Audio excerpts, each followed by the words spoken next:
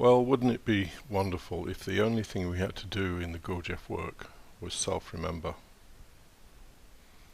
And actually, on its own, self-remembering is not a particularly big deal. I know people make a huge amount out of it. But it's an essential, well, I think the proper way of putting it is a necessary but not sufficient way of growing. So let's talk about what self-remembering is. Normally our attention is lost in our, what Mr. Gurdjieff called formatory mind or formatory apparatus. This consists largely of imagination and daydreams and conversations with ourselves and reflections on the past. Anywhere but on the present here and now. The formatory mind really doesn't know how to deal with reality. It knows how to deal with its own constructs. Now, there's nothing wrong with the formatory mind as long as you can use it consciously, which most of us cannot. Most of us are lost in there pretty much 99.9% of the day. And escape is fairly difficult. It's really like a labyrinth. And so along comes the idea of self-remembering. And the easiest way to self-remember is just to put your attention on some part of your body. Because normally the attention is consumed, and consumed is the right word, by this formatory apparatus, which we consider to be our normal mind.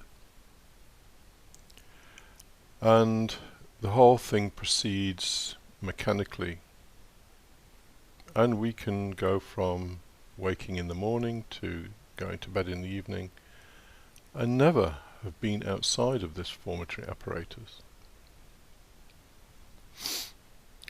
So, self-remembering, put your attention in your feet.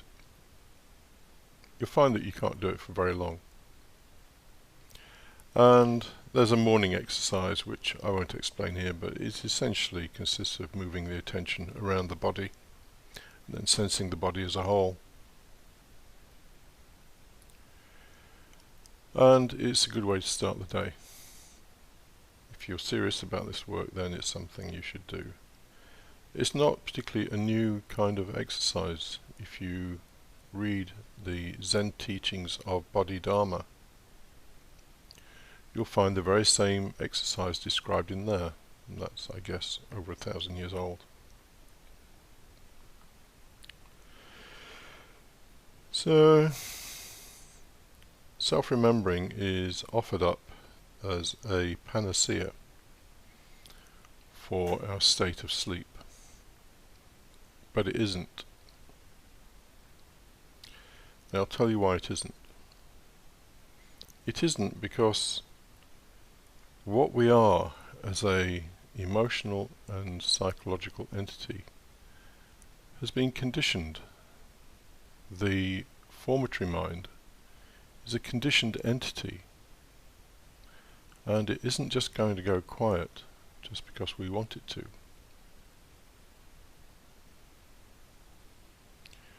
What is necessary is to understand what is going on with the emotions and the formatory center. An understanding of itself will bring about a change. So, with self-remembering, so let's imagine that we are centered in our body. The mind cannot really grab all the attention, or the formatory mind cannot grab all the attention that it normally grabs. And so the mind quietens to some extent. And if you're lucky, it might quieten altogether, and you might get a period of inner silence. But if you have lots of little voices shouting out within your formatory mind, that isn't going to last very long. And those little voices will insist on being heard. Those little voices can be anything from a child who never received any attention from its parents, craving attention. That little child within you is not going to shut up just because you sense your body. And in fact, it was told to me that self-remembering is not something we can do all day. It's ridiculous to think that we can do that. In fact, someone phrased it very well. We are asked to do the thing we cannot do. So we try, and self-remembering as an act of putting the attention in the body and sensing our own existence is a thing we can do for maybe, well, continuously, maybe for half an hour if you're practiced at it. But even then, those little voices that are in your formatory center, well, they're not altogether in the formatory center, they're in the emotions, and trying to delineate is a difficult thing and actually unnecessary. So those little voices that need to be heard will insist on being heard. So for example, today I have a fairly high pressure event this afternoon connected with work. So it's sensible for me to just sense how I'm feeling about that. Well, first of all, there's a certain level of anxiety. Not least because it depends on me having good internet access, and our internet has been troublesome over the last few days. So I have some anxiety. I also know, or I feel, that if the event doesn't go well, if there are problems, then there are going to be some people who are pretty pissed off with me. So I anticipate there may be some disapproval, some anger. I will also possibly lose some money if this thing screws up, and not a small amount of money. It has proved to be an absolutely invaluable aid in understanding what is going on within me. Because, and the important thing here is that you write these things down. So I have written down, I have a high pressure event this afternoon. I feel some anxiety. If I screw it, people will be displeased. I might lose money. You just write it down. There's no need to try and conjure up some kind of solution. That would be the worst thing you could do. You just write it down so the voice has been heard. This can happen, or can be used, in lots of situations. So let's say that your partner was angry with you over some trivial thing. You just write down, this happened, my partner was angry, I feel hurt, whatever is relevant to the situation. What happens if you practice this for a long time is that all these screaming little voices within you start to diminish. But of course it requires a very high degree of sincerity and honesty with oneself. And we find it easy to be honest with everybody apart from ourselves. Self-remembering then becomes more possible and actually easier, which might not be the aim of it, but that's what happens. And you find that that state will actually possibly come upon you when you don't particularly expect it. The idea that we can force ourselves into a state of having attention in the body for long periods of time is just not feasible for most of us. Maybe Mr. Gurdjieff achieved that, I don't know.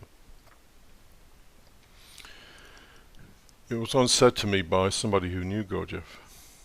In fact, it was a joke in the group meetings that this person had, that somebody walked into a lamppost because they were busy self-remembering.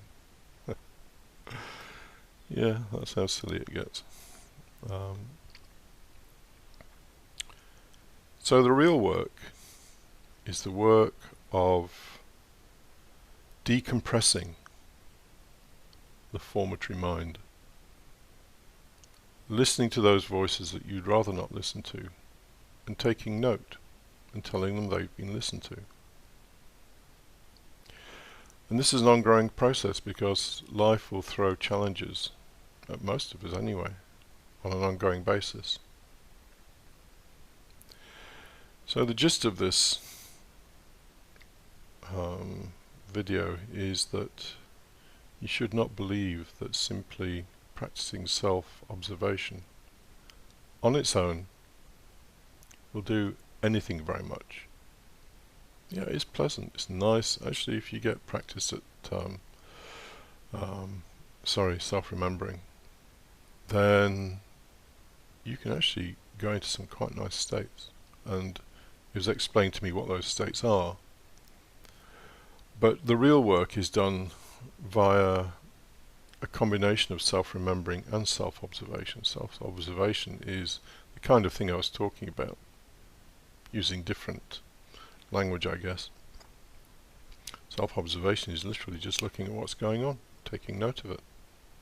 No criticism, no judgment, no attempt to change things.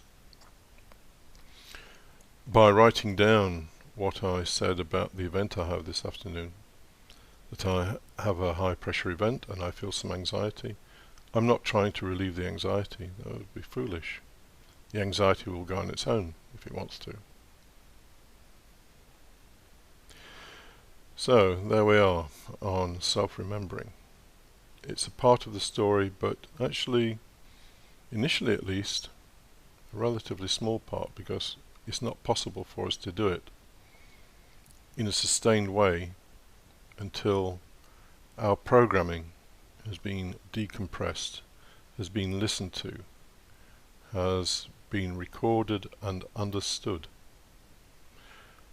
And that's a very large piece of work, and it's actually years of work. So hopefully that's been useful.